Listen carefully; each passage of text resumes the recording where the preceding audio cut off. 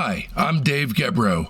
I threw my career as a licensed hearing instrument specialist in the trash, sold my house, and moved to the East Coast with my wife and 4-year-old son in order to focus on making the ultimate podcast for music obsessives thrive. Now I need your help. Although Discograffiti is rated in the top 2% of all podcasts globally, the economics of this thing are tricky. Becoming a member of Discograffiti's Patreon gives you access to over 100 more exclusive episodes. And moving forward now every Sunday for only $5 a month as a private first class, you get our new weekly show by and for Discograffiti's Patreon family, the Discograffiti Soldiers of Sound podcast.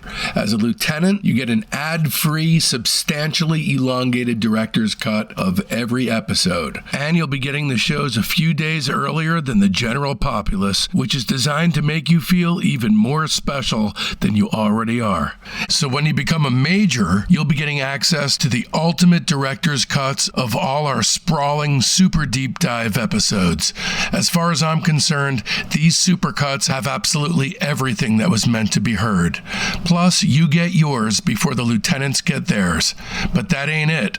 You also get all our other series, like Discograffiti's Top 10, our Buried Treasure show, Rock Cousteau, our Slag Off show, Queasy Listening, and exclusive limited series like The Private Press with Paul Major. And if you've got no financial worries to speak of, keep in mind that some of the higher Patreon tiers allow you to actually advertise on the show, choose the bands we cover, or even some of the guests we get. For the price of a cup of coffee a week, you can ensure my family's fed, build a music library that'll be the envy of your block, and connect to a thriving community of music maniacs all at the same time. Don't risk feeling badly about yourself by not giving. Patreon.com/Discograffiti. Once again, that's Patreon.com/Discograffiti.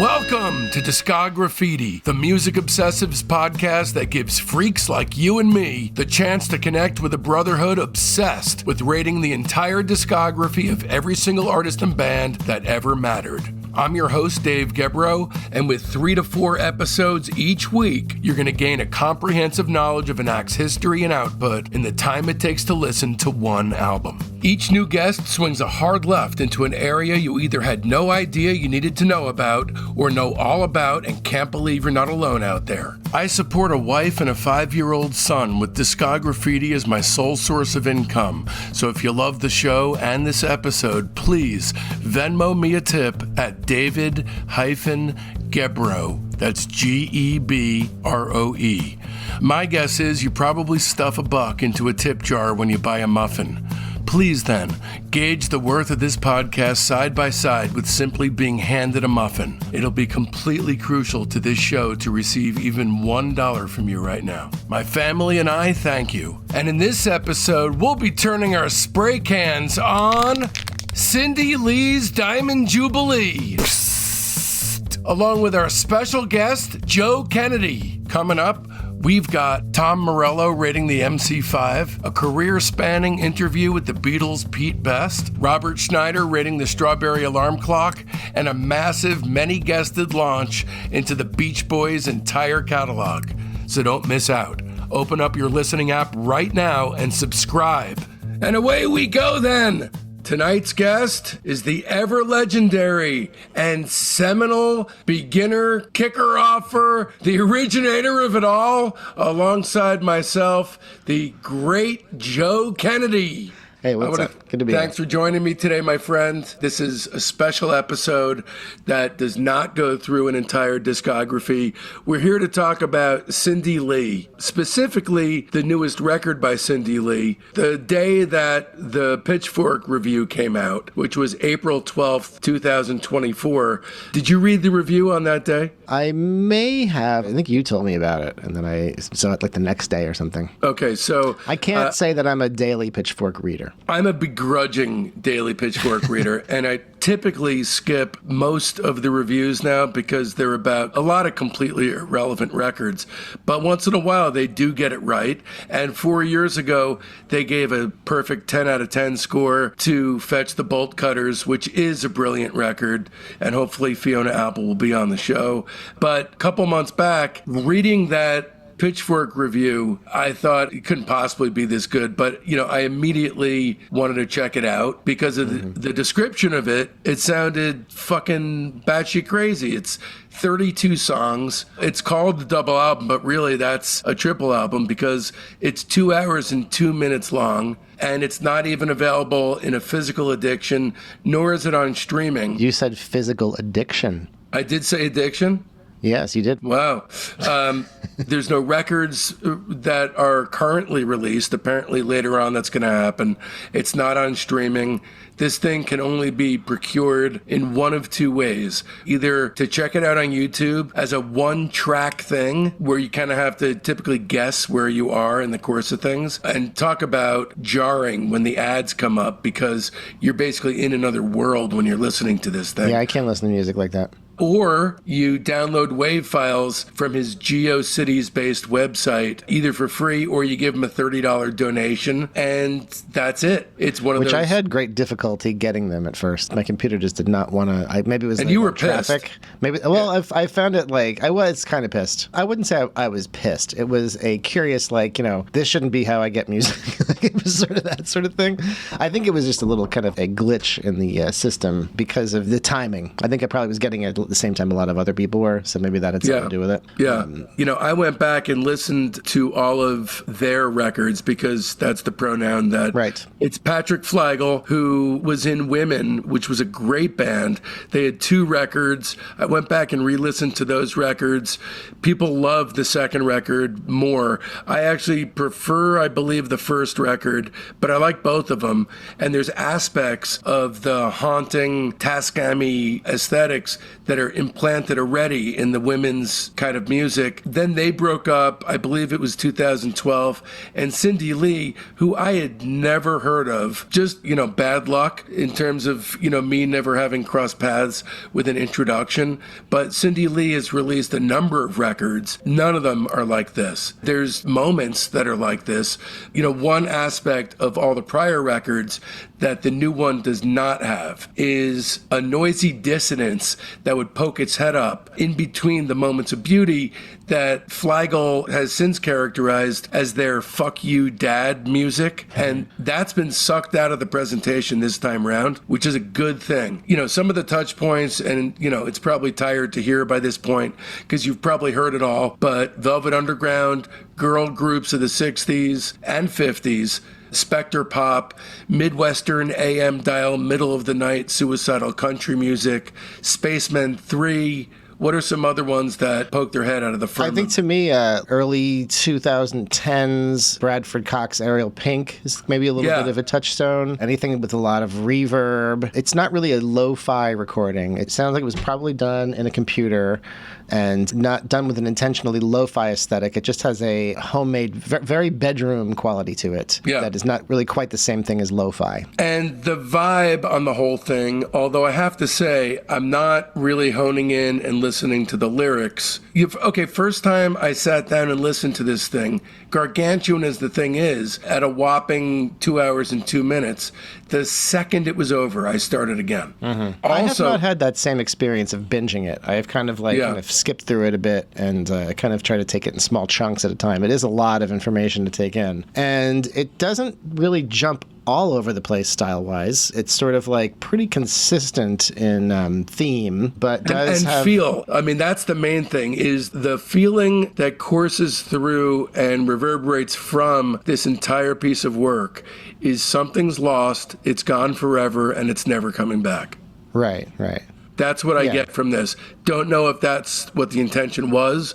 Don't even know what the lyrics are. And I've been very cognizant not to overdo it, even though I sat and listened to it twice in a row when I first was introduced to it. Since then, I've been very sparing in the amounts of times that I actually sit down and take it in, because in all frankness, and I am prone to hyperbole, but the truth of the matter is there's a good chance that for me, this may just be, it probably is in the top 5 records of all time in terms of consistency. I've never heard a record that had this many good songs on it. There's 32 tracks. There's not one track on the entire thing that's less than very good. The reason for that is because it's almost, in a strange way, not really song-based, right? It's kind of like it's a sound and a feel.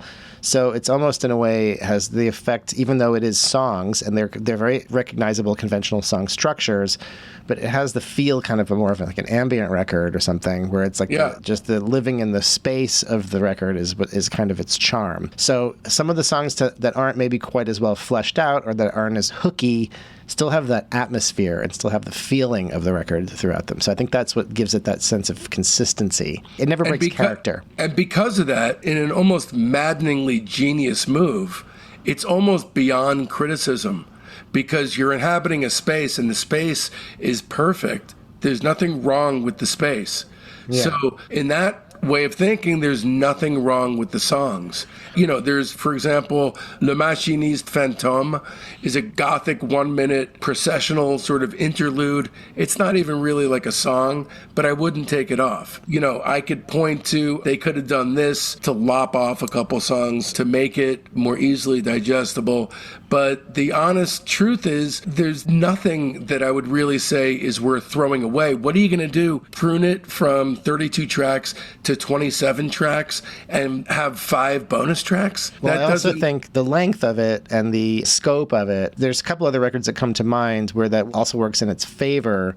This one's a little different than the other 2 examples because the other 2 are very scattershot, but one I would say is The Clash's Sandinista, which the length and the immersion factor of it is, I think the length kind of adds, you could say, yes, I would take this song and this song off Sandinista, but even the ones that are kind of throwaways, I think, add to the whole. Another one is 69 Love Songs, which the massiveness of it is an asset and not a hindrance to it. It's different than both of those 2 records, but in the same way that the scope and the size of it is one of its strengths.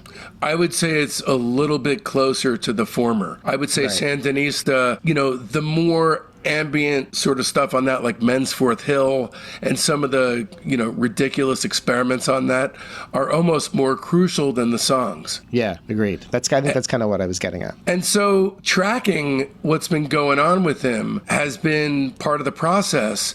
You know, on April 13th, the day after I read the Pitchfork review and listened to the record for the first time, I very quickly reached out and asked them to be on the show. And later that day, I got a response. And the response just said, "Hi, Dave. Cindy's not doing any press, but we'd like to thank you very much for your interest in Cindy Lee and for your kind words and for listening to the album. Take care." And all I did was write, "Best response ever," with a heart. Right. And, you know, since I've seen in the brand new Mojo, they were sent the same exact response. Like verbatim? Verbatim. Huh, okay. So that tells you they're getting a lot of those. They're getting a lot of requests. But I mean, Mojo is, you know, it's a stamp of validity for your music. What that shows me is that this is a philosophy, it's a resolute thing, or that from the beginning, there was no interest in any of this shit. And that is incredibly exciting to me, because what at first looked like the evasiveness is it a marketing scheme? You know, I had conversations with a bunch of people about that. Is eluding, being evasive, is that all part of the thing to drive up demand? And it's starting to seem more and more by the day now that that is not the case, because there was a tour that was underway and a few dates had gone down. And then at a certain point, and by the way, New York was sold out. When I looked for tickets, they were gone. And the tickets were selling for like what you would pay for a show in 1989. You know, it's what I remember, like $15, $20 at a little club. And it seemed like it was going to be a legendary performance. Then, next thing I know, because I was going on his site every day, every single tour date was crossed off. And by the way, that was going to be not just the final tour, but this is going to be the final Cindy Lee project. Right. And the only reason I could glean thus far is that he wanted to hang out with his friends. Right. It sort of begs the question, what kind of PR situation was going into this? Like, what was Pitchfork's involvement? Pitchfork is in itself kind of a political sort of organization, right? Yes. You're not getting the best new music, or you're not getting attention without a little bit of juice behind you. The idea of somebody just making a record and like Pitchfork discovers you and hypes you is not really how it works. Now, obviously, they had a name and a notoriety and a career before, so it wasn't like the Cindy Lee project was coming completely out of nowhere. But the proportion of the coverage they got from a voice as kind of powerful as Pitchfork, I mean, the Pitchfork story is a major part of the legend, so it kind of begs the question of, like, what was going on there? Did they have a PR person setting that up, or did someone internally at Pitchfork just really champion the record? Like, exactly how did that all go? And I actually asked the writer, Andy Cush, the writer of the article, if he'd like to come on and talk about the record, and he said no. He said that, everything that he had to say about Diamond Jubilee is in that article. Because of the sheer quality of the record and of the music, it has gotten similar kind of adulation from, other outlets too. Like you said yourself, Mojo, Stereo Gum, all the big names. All that stuff, honestly, is beside the point. Here's the real reason for this episode is it seems quite likely at this point that the reason that he's putting this whole project to sleep is, and I don't even mean to come at this with a pejorative angle on this phrase, but that there's mental health aspects in play, that maybe his psychology is not set up to encompass the idea that this could be an enormously successful project for him, that its creation as a sound world is in itself justifying the means and justifying, the process of having made it. But it made me think a lot because for the last few months, I've been thinking a lot about my own mental health and about what has driven me to do this podcast. And I'm not saying that the podcast is or isn't as good as Cindy Lee's Diamond Jubilee, and I'm not comparing myself to Cindy Lee, but there's aspects of this that for me I found to be an irresistible mirror for which I can look at what I've gone through in putting this show together, at the beginning stages of which you were there every step of the way. And so I kind of wanted to dovetail and take a hard left right now. Go listen to the record. It's one of my favorite records of all time, but that's not the real reason for the episode. Do you feel like you sort of relate to Cindy Lee, that you can empathize with the thing of it getting out of control, maybe, of things getting out of control, of life sort of getting out of control? Yeah, my life has been out of control for years, but a lot of it's not been of my own doing. I've just been doing my best to hold on for dear life. But, maybe that's, what it is that Patrick's done or that Cindy's done is to just, drop out of the race of what's expected from him in order to deal with this thing taking on a life of its own that has nothing at all left to do with him. So just as a quick background, ever since I was a little kid, I have been writing. When I was 8 years old, I wrote my own version of the Book of Lists. When I was 11 years old, I wrote a science fiction novel called Pheme, the Fully Equipped Electronic Machine, including hand-drawn illustrations. And then when I was 15 into 16, I wrote a 256-page book of film criticism called Pleasures of the Dark. And I've always written, always had projects. Once I was out of college, I spent 3 years at Boston University, which is where Joe and I met. Then I was suspended, and I wrote, produced, and directed a movie called Jesus 2. And the movie fell apart. During production, it fell to pieces. I wasn't able to complete it. And a bunch of that was funded on credit cards. It was $60,000 in cash that was spent and $40,000 charged up on a stack of credit cards as thick as a Big Mac. I then licked my wounds, and after a few years of making short films and getting back up to speed, I made a movie called The Homeboy, which I produced and directed on 35 millimeter for $55,000. Joe scored the film, and that got picked up for distribution by Hollywood Video, and had a modicum of success on the festival circuit, but was not a big hit. Then I wrote, produced, and directed a feature film called Zombie Honeymoon. That was successful. It led to a Showtime deal. It was in 45 countries, film festivals all over the world, but not really on a level of success that was like next level. In other words, it didn't lead to a career. I had a bunch of different meetings with people that didn't wind up actually leading to anything concrete for a number of reasons. Then in 2005, I got clean and sober from drugs and alcohol, and I was in New Jersey, started putting together a life there, and I promised myself I'd never move out to LA until I, had a property together and the circumstances by which I wouldn't be pounding the pavement like every other schmuck that lives out there. So that happened. I wrote a script called Bad Vibes. John Landis, the director, who is a good friend and mentor of mine, said that he would be the executive producer. There was a deal in place where it would be set up. And then on my way driving out with my father to LA in 2008, the deal fell apart. When I got out there, I spent a few years kicking around looking for another avenue through which to set up the film. And then it was through Elijah Wood. Elijah stepped up as producer. His company, SpectraVision, along with his co-producers, were going to step up, find the money, and make Bad Vibes.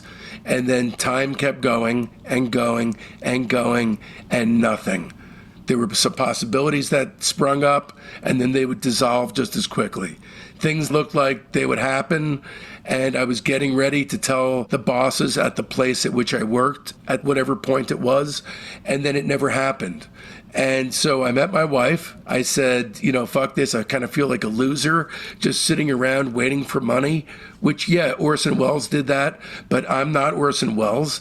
I'm a guy now, who was a filmmaker, and I still am because I have movies, but nothing is happening. So I had to get a straight job, which I did.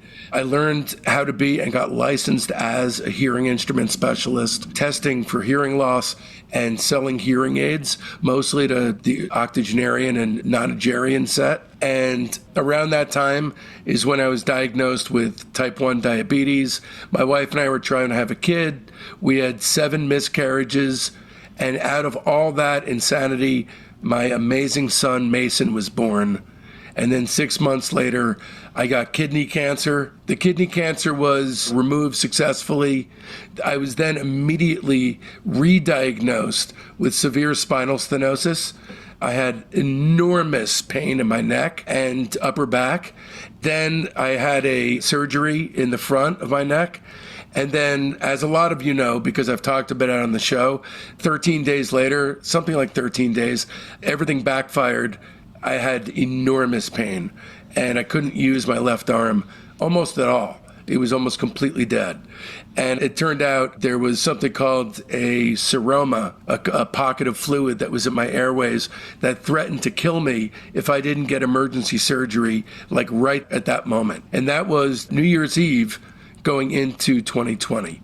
So I had the surgery, woke up January 1st, 2020, to the worst pain I've ever felt in my entire life. Immediately I started screaming, and I was on pretty much every drug in the book because the pain was at absolutely surrealistic levels of discomfort. I was on morphine, I was on even ketamine as an amnesiac for the pain, Norco. I was on a list of many medications. I was in the hospital for several weeks learning how to walk again, and then came home. I was out of work for a year. This is when the pandemic started. My wife was let go from her job of 17 years as a jeans designer for Seven for All Mankind. And at that point, Joe, you and I had the idea for the podcast. That's right. So, yeah. We were batting around names. What could we call this thing? At that time, it was a lark.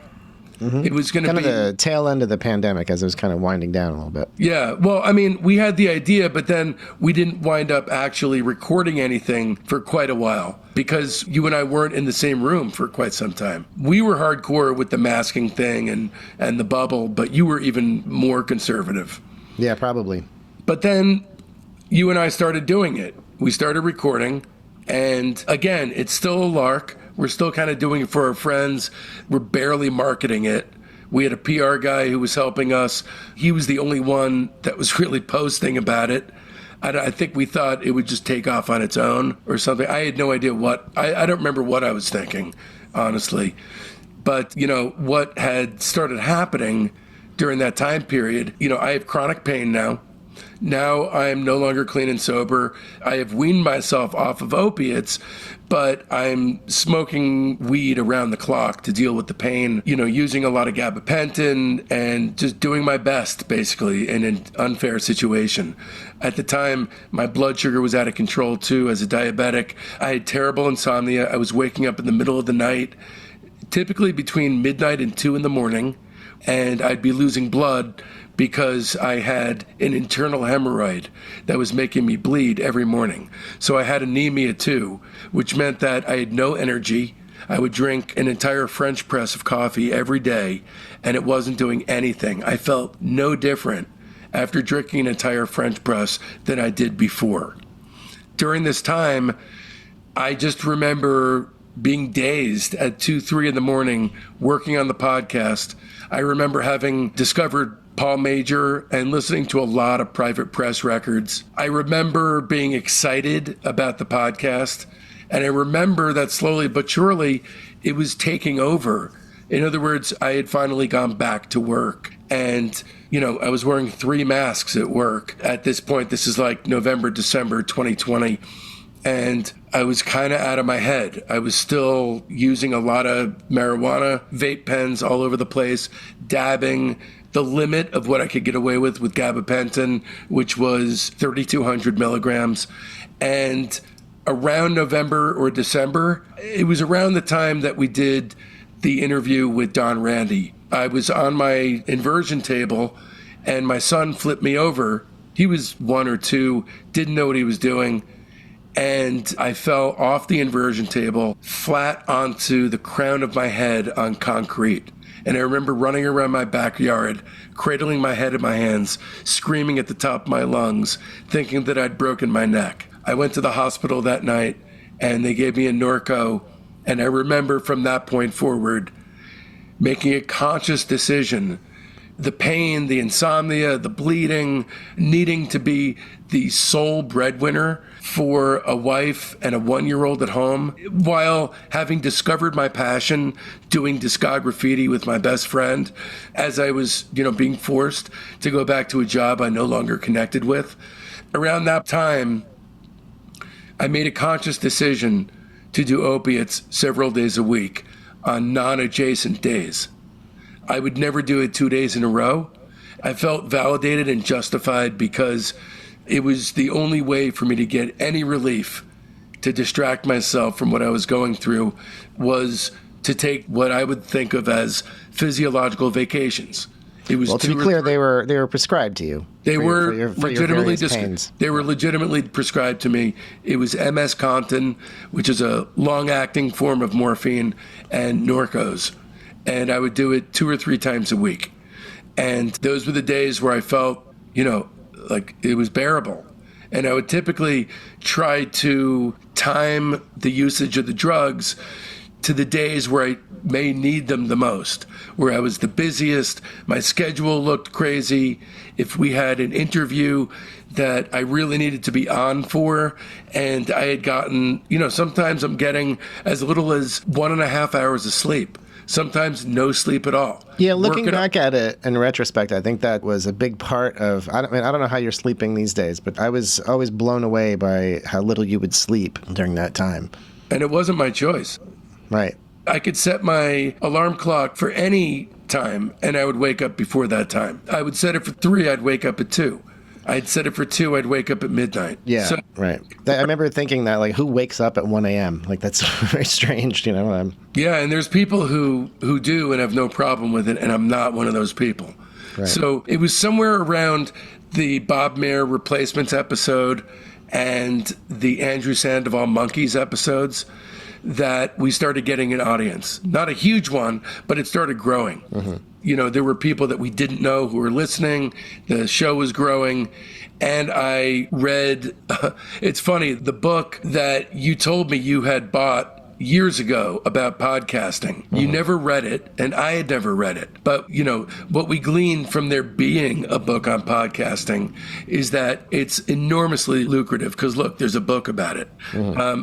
It was something along those lines. Well, I think my point of reference for that is that there are people doing this who are successful, so it is possible. Right. Because I'm more of a podcast listener than you are. Yeah, I mean, I don't really have time to listen to podcasts. And even if I did, I prefer listening to music. So I wound up actually reading that book that you had recommended that kind of became the talisman of the show being created in the first place.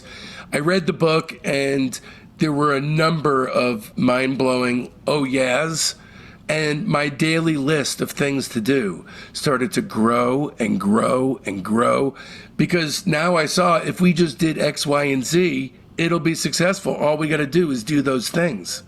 Unfortunately, even 2 guys doing that amount of work, it still was not enough manpower and there wasn't enough time. Mm-hmm. So what wound up happening was you and I started diverging. I started going crazy. I wasn't getting enough sleep. I was, abusing drugs. And your response to the whole thing was different than mine. You wanted to do this as, a path to having fun and hanging out with your friend. And I was seeing this as the way forward now. And so I also started working a lot more back in music because the pandemic kind of started ending, and I started doing a lot of sessions and writing that started to take up a lot of my time, where I had a lot of free time and all of a sudden I had very little.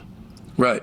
And the list of things that I felt had to be done now, like the endless posting on Instagram and doing stories and, building a real community in the Discograffiti Soldiers of Sound Facebook group, it became an endless amount of work. And concurrently with that, I was going to work and working on the podcast all day, especially during the Pavement time.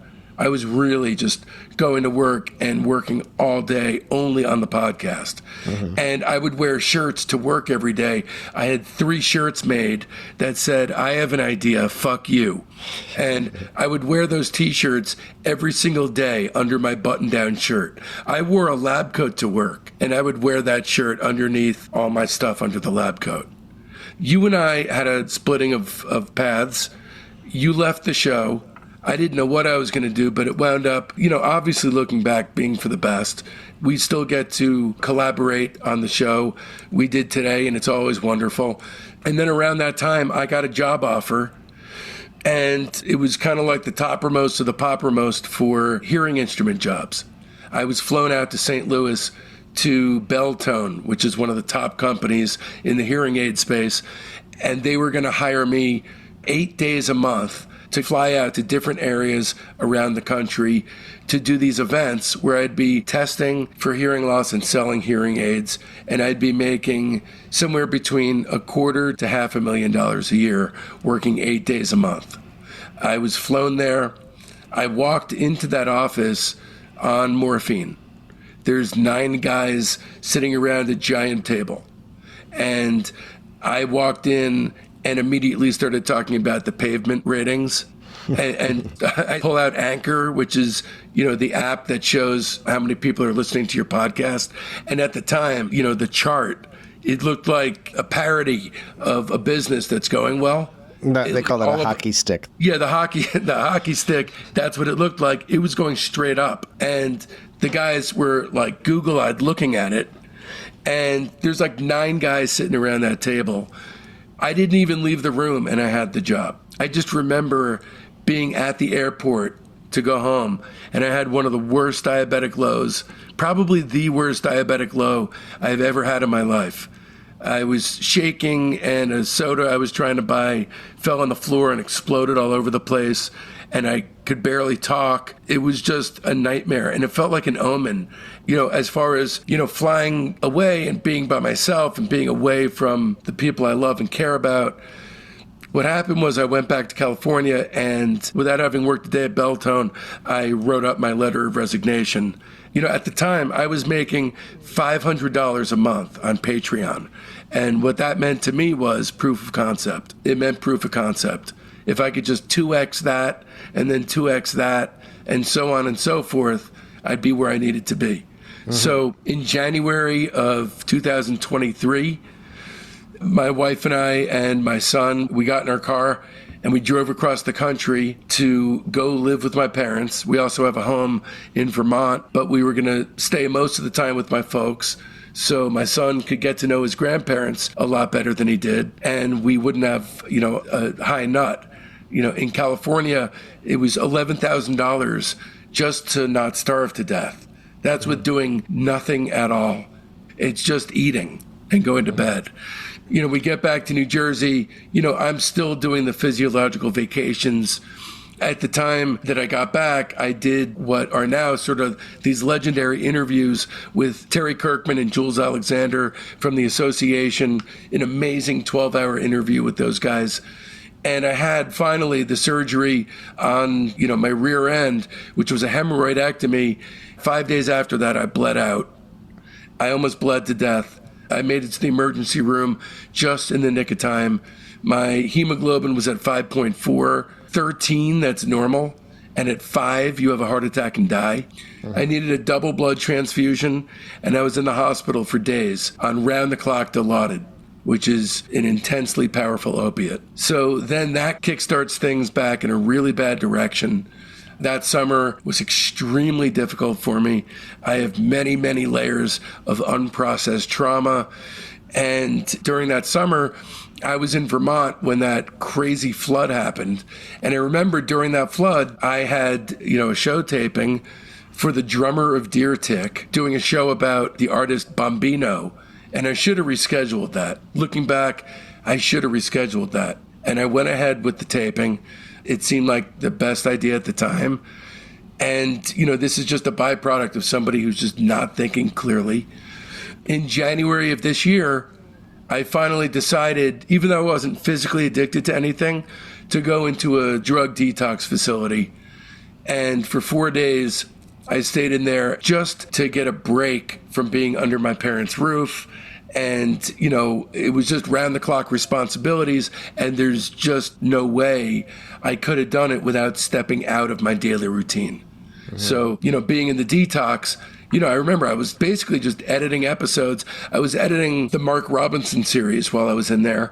And I remember waking up the first day, I was covered in sweat. And I thought it was because the drugs were leaving my system, but really it was just the heater was on too high. I really wasn't addicted to anything except a certain mind frame or way of dealing with things. Mm-hmm. And after that, I released Metal Machine Muzak. And, it's always been difficult for me looking at the up and down arrow of the listenership based on whatever artist I have on. If I have somebody who's really big, the ratings will go up. If I have someone that people aren't as well versed with, it'll go down.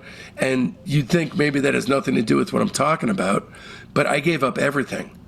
My life took a fork in the road, and I took a hard left. I left a life that would have been safe and stable for myself because I connected with the philosophy of the show, which to me is the older and older we get, the more intensely primal the stakes are with regard to our passion for this fuel source, that music is the stuff that it's all about, that stuff that all my dreams are founded upon. And, I'm just shy of 6 months doing no opiates. I'm not smoking weed, not doing any gabapentin. I'm not drinking. I wasn't drinking anyway. But, I'm not doing anything for the pain. And it's made it even more difficult. I'm sure. I feel like an absolute bitch. I really do. You are an absolute bitch. I'm a total bitch. Anyone that works with me knows I'm a sensitive little bitch. I really am. In February, I started working with a network called Osiris, and no negativity toward them. But, early on in the process, you and I thought that if we could just get a network on board, it would solve all the issues that we were facing. And they literally did zero for me. Not because they dropped the ball. They couldn't get anything moving, just like Elijah Wood. Elijah couldn't find the money for the movie. Osiris couldn't find a sponsor for me. And so I have fear of delegation because things never get done if I don't do them typically. And what I'm trying to provide, and I think what you and I tried to provide from the beginning, is an authentic experience in a world saturated with content. Mm-hmm. This is the anti-content show. I don't use OpenAI for anything. When I do research on a band, it's day and night for weeks, immersing myself in everything that I possibly can so I am of it. I don't just know about it. So when I get on a Zoom call with somebody, I typically know more about them than they do. This show to me is about connection. It's the force that I use to keep you and I connected. Even though we talk outside of the show, it's an excuse for us to hang out. A lot of my friends that I knew before, because of post-pandemic, disrupting social habits, and just being 52, having a family, I'm not as close with a lot of my older friends. This is about building a community of friends, new people that are going through similar things that I am. And it's about crowd surfing too, just like I used to do when I was 20, leaping out into the crowd and, extending myself and hoping to God that even total strangers are there and apt to reach back, if at all, just by sheer dint of empathy and like-mindedness. And to a certain extent, I've found that. And I've also been making $1,000 a month, and I have no idea what the future holds. I just got through a time where I woke up, and for almost 7 days straight, I was crying in the morning. Not sobbing, but like tears coming down my face. Just trying to justify, how the show hasn't grown in the way that I'd like for it to. The guests are getting better. They're getting bigger and bigger. Michael Imperioli, Tom Morello, Michelle Phillips, the guests are getting bigger. But when I look at the show, it's like watching hair grow. Because you and I from the beginning would talk about how this one thing would happen, it would change fate. And I just haven't seen it happen. And I'm reaching out now to the audience out there. This is not a telethon. What I'm asking for is for you to write to me. I don't know if I can write back to everybody, but I'd like to try. Write to info@discograffiti.com and just tell me if there's anything about this that you connect with. Because frankly, recently, the whole operation has been driving me crazy. But I see myself as a professional. I wake up and I go to work no matter how I feel. And there's certain days where I wake up and I'm so psyched to tackle everything on my plate. And other days where I'm just pretending to even be connected to what's called consensus reality, totally out on the outside looking in. So, Joe, that's what you stepped away from. Did I really step away from it, though? Well, right. I guess a little bit. Yeah, you kind of did. I mean, you were editing. I had to learn how to edit on the fly. I'm basically doing everything. There's a couple people that help me out. One on graphic design, even though I do all the show promos. And the Sunday Discograffiti Soldiers of Sound podcast is done by my friend Rudy Fishman. But other than that, I'm putting the podcast together. Everything that you see and hear, if you have any problem with it, it's because of me. It has to succeed.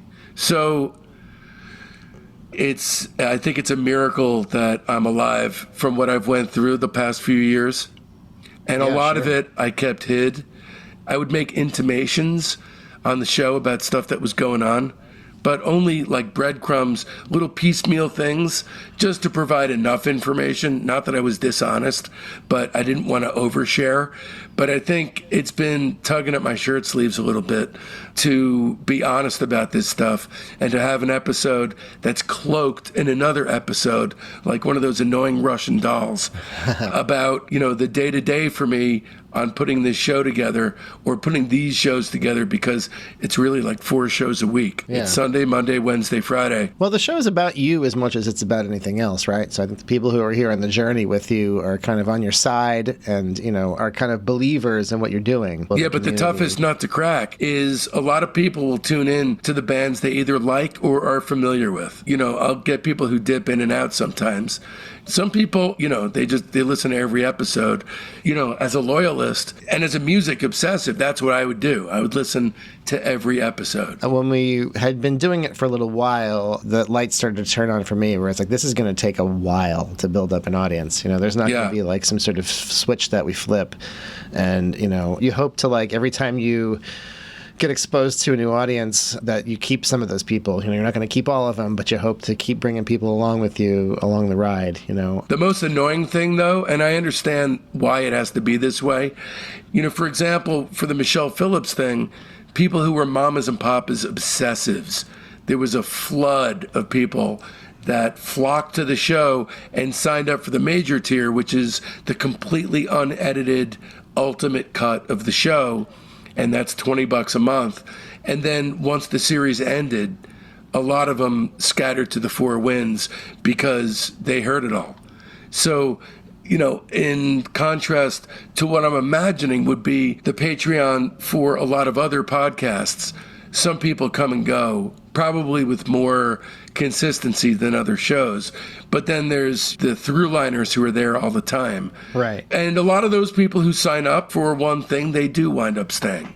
6 steps forward and 4 steps back kind of a thing. I could see that pattern emerging, kind of from the beginning. But when it comes down to it, there's nothing about the entire process of making the show. That is, getting all the guests, communicating with the fans and the listeners, researching for every single show, doing the actual Zoom call, the editing, prepping all the shows for release, all that stuff, the novelty of that never wears off. I absolutely love it.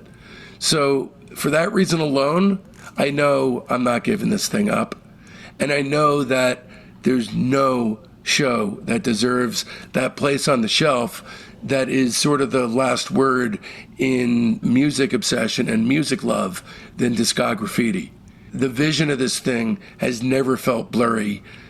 No matter how blurred my own vision has been, Discograffiti has always remained strangely, lucidly clear. That's true. You stayed true to the spirit of the show, and I think, I think it was Lou Barlow who said that in some interviews when the Metal Machine Music project came out, that he's just kind of blown away by the energy you bring to it and your focus on it and how much love you pour into it. That was really nice of him to say publicly and to kind of give you the big up like that. But I think a lot of people feel that. Yeah, he was really sweet with that. And it's true. The passion comes from a real place. That thing at the end. And so from now till then, don't let our youth go to waste, lads and ladies. It's Discograffiti. That to me, it never feels belabored, and it never feels like I have to drum up the necessary passion to say it. That comes from that place. This stuff means not just a lot and not just more than it ever has, but it means everything to me. Well, that comes across. I love you, Joe. I love you too, man. Thanks for giving me the opportunity to uncork the bottle here and come clean with a lot of the things that have gone on behind the scenes. It's been incredibly painful.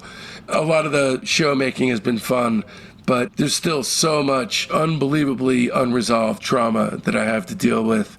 But please reach out. Please, if you don't mind, reach out. Also, let me know if you want me to post any of these letters that I get. I would love to post these and make them publicly available.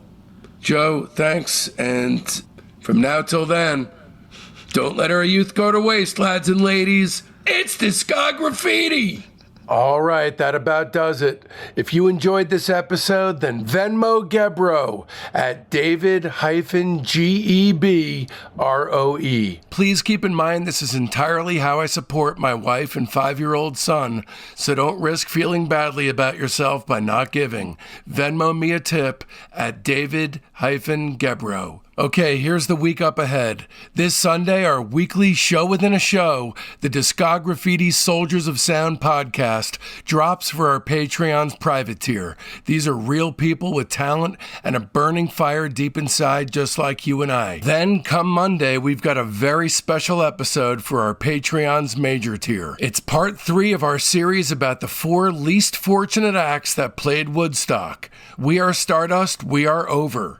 Episode 1 was Sweetwater, then we had an incredible 2-parter on Burt Summer, and now we're going Patreon only for part 3, Boston's Quill, possibly the most interesting of the 4 acts. This is like a regular episode, only it'll be exclusively on our Patreon. Get ready for a hell of a lot more of those as I put a much stronger emphasis on the importance of being a member of our subscriber base. And then on Wednesday, our Patreon Buried Treasure show, Rock Cousteau, is back for our Lieutenant tier. It's part 2 of my interview with Kurt Rolski, talking about one of my favorite debut records of all time, his 1988 self-titled LP, Ultra Vivid Scene. It's going to be a non-stop deluge of must-hear listening for our Patreon family this week, so don't miss out. Then come Friday, our public show is an episode of Queasy Listening. In fact, it's hands down the greatest episode of Queasy Listening that I've ever made. It's the dark side of You Light Up My Life. A heartfelt Discograffiti thanks goes out to my beautiful wife and son, Jen and Mason, Joe Kennedy, Rudy Fishman, Becky Boyd, my incredibly loyal fans, and especially the entire Patreon community, the Soldiers of Sound. I love every last one of you, and this show would not exist without you, my friends. Speaking of friends, it's high time for some new ones. They're in our Facebook group, Discograffiti Soldiers of Sound. That's the best way to find out what's coming up on the show, but there's a hell of a lot more. You get recaps of the day in music history, the ability to pitch questions to guests, polls that put you in the driver's seat on guest and band decisions, and access to a thriving creative hub if you're looking for a collaborator. So make sure you don't miss out. You can find the link to the Discograffiti Soldiers of Sound Facebook page right there in the show notes. And if you don't mess with the Zuck, no sweat. Just email me at info@discograffiti.com and I'll keep you in the loop. And of course, be sure to mark your calendars, because next Friday, August 23rd, we're coming at you with the dark side of You Light Up My Life. Trust me, you're not going to want to miss it. And so, from now till then, don't let our youth go to waste, lads and ladies. It's Discograffiti!